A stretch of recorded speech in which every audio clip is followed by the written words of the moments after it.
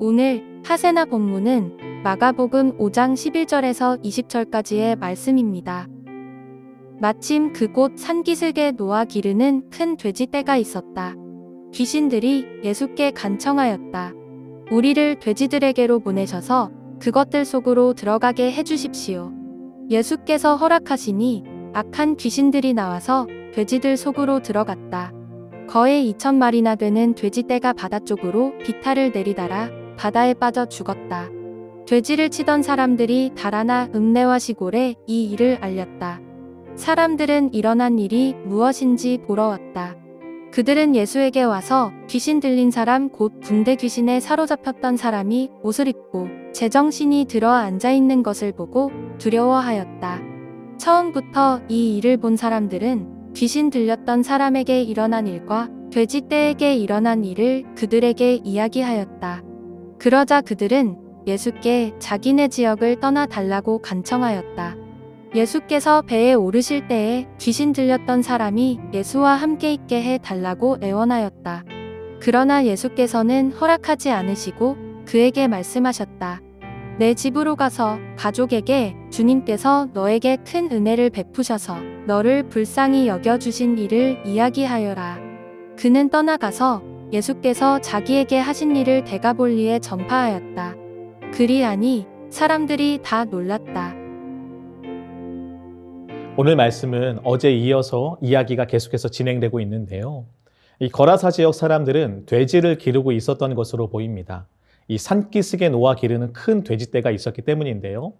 아시다시피 이 돼지는요, 유대인들에게는 부정한 동물로 여겨졌어요.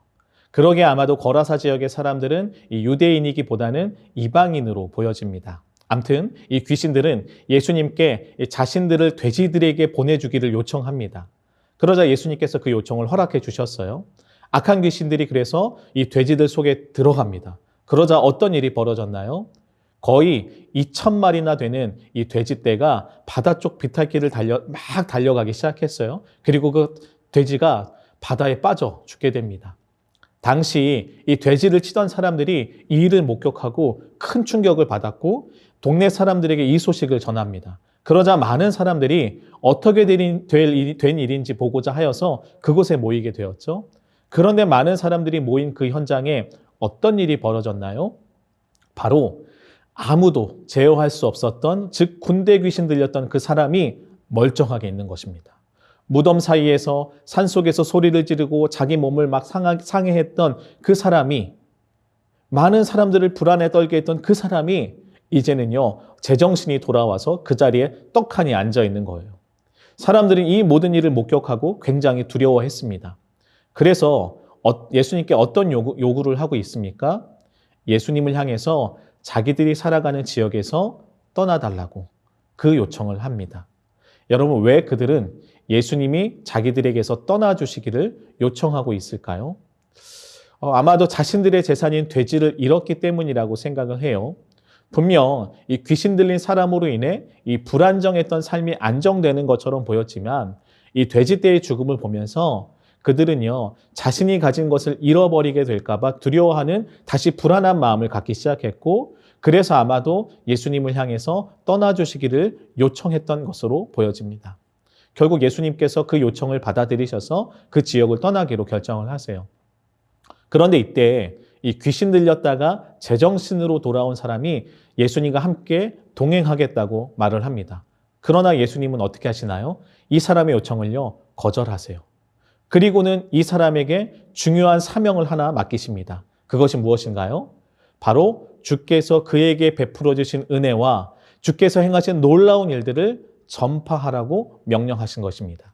그러자 그 사람은 순종하여 데가볼리라는 지역에서 예수님께서 행하신 놀라운 일을 전하였습니다. 그 이야기를 듣고 이 데가볼리 지역의 많은 사람들이 놀랐다고 성경은 증언하고 있죠.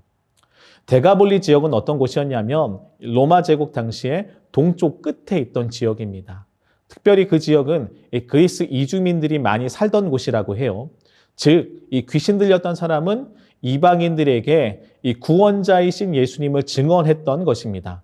마치 이 사도 바울이 이방인의 사도가 되어서 이방 땅 가운데 복음을 전한 것처럼 이 귀신 들렸던 사람은 사도 바울보다 훨씬 더 앞서서 먼저 이 사명을 감당했던 것으로 보이죠.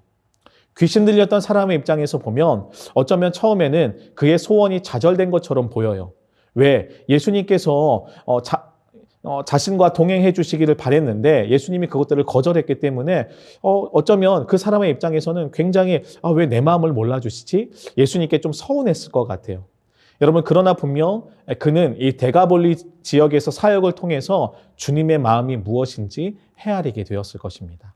왜냐하면 그가 만난 구원자이신 예수님은 진리이셨고요. 그가 전한 이야기를 통해 진리이신 예수님께서 행하신 역사가 그 지역 가운데 선포되었기 때문이에요. 처음에는 예수님의 마음을 몰랐지만 점차 이 사역을 행하면서 주님의 말씀에 순종하면서 나아가면서 그는요, 예수님이 어떤 분이신지 더욱 깊이 알아갔을 것입니다. 진리이신 예수님이 행하시는 역사가 나타나면 어떤 일이 생겨나는지 그도 직접 경험을 했고, 그리고 사람들 안에서 예수님이 말씀을 경험하는 사람들의 모습을 통해서도 예수님이 어떤 분이신지 알아가게 되었을 것이고요. 그래서 예수님이 말씀하시고자 하셨던 것, 앞으로 행하고자 하시는 사역이 무엇인지 그는 더욱 이해하게 되었을 것입니다. 처음에는 그저 받은 은혜가 커서 순종했지만 그는 자기도 모르는 사이에 주님의 제자로 쓰임을 받고 있던 것이죠. 그렇게 그는 예수님의 제자로 빚어지며 주님과 함께 동행하는 삶을 살아갔을 것입니다. 비록 예수님의 거절로 인해서 물리적으로는 예수님과 함께 하지는 못했지만 사실 실제로는 그의 삶에서 동행하시는 예수님을 경험하고 있던 것으로 우리는 알 수 있는 것이죠. 여러분, 오늘 말씀은 그래서 우리에게 중요한 사실 한 가지를 알려주고 있습니다.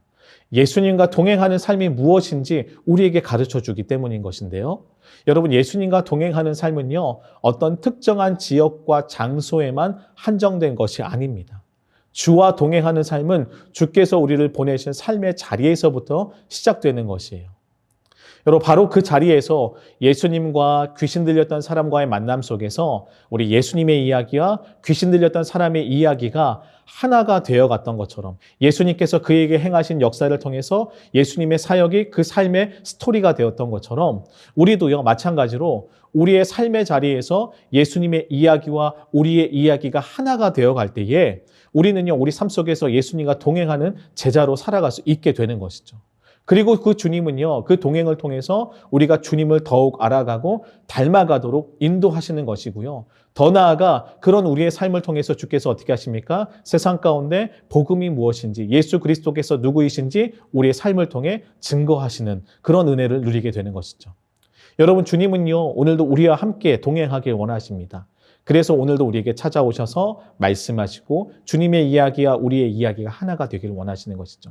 여러분, 오늘 하루 그 주님의 이야기와 우리의 이야기가 연합하여서 함께 하나님 나라의 이야기를 쓰는 그런 은혜가 우리 모두에게 있기를 축복합니다.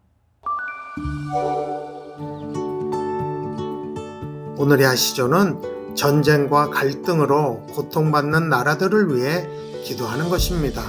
전쟁이 멈추고 주님의 평화가 임하여 사람들이 서로를 용서하며 화해할 수 있기를, 주님의 위로와 회복이 있기를 함께 기도해 주세요. 오늘의 하시죠. 함께 하시죠.